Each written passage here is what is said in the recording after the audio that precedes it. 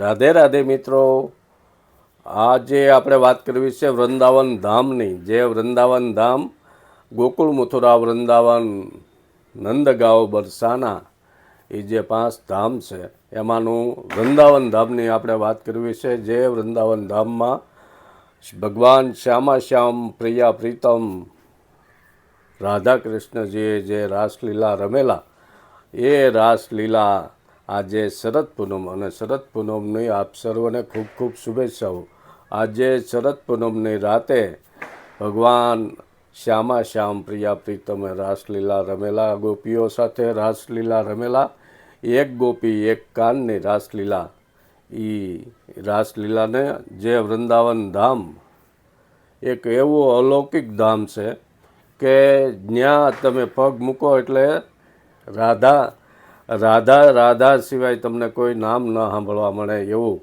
અને વૃંદાવનમાં એટલા ઠાકુરોના મંદિર છે, ઠાકુર ભગવાન કૃષ્ણ એટલા બધા મંદિર છે કે ત્યાંની કોઈ પણ બજારે, કોઈ પણ શેરીમાં આપણે નીકળીએ એટલે એક ઠાકોરનું મંદિર તો અવશ્ય આપણને દર્શન કરવા મળે. મિત્રો, ત્યાં રાધા રમણ મેરે બાકે બિહારી જો, રાધા વલ્લભ લાલ જુગલ કિશોર જો, મદન મોહન જો, પ્યારે ગોપીનાથ,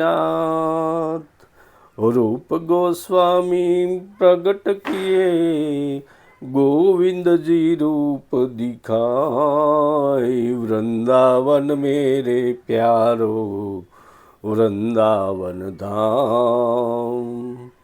મિત્રો, આ વૃંદાવનમાં આ 7 ઠાકોરની વાત આવે છે કે રાધા રમણજી જે 7 ઠાકુર પ્રગટ થયેલા ઠાકુર છે, ત્યાં રાધા રમણ રહેતી છે. ત્યાં ભગવાનની લીલા સ્વરૂપ 84 કોષ, જે 84 કોષ 250 કિલોમીટરના ફેરવવામાં ભગવાન કૃષ્ણએ જ્યાં લીલાઓ રસીથી, જ્યાં ગાયો સરાવી હતી, એ 84 કોષ ભૂમિ એ રાધાજી, વૃષભાનુજી એમના પિતાજી અને કીર્તિદેવી એમના માતા, એ રાધાજીનું ધામ બરસાના, અને ગોકુળ ભગવાનનો જન્મસ્થળ મથુરા, અને નંદગાંવ, જ્યાં નંદરાજા ગોકુળથી નંદગાંવ રહેવા ગયેલા, એ નંદગાંવ. આ જે 5 ધામ છે એને આપણે આજે શરદ પૂર્ણિમા નિમિત્તે યાદ કરીએ અને મળીએ આવા નવી નવી વાતો લઈને. રાધે રાધે.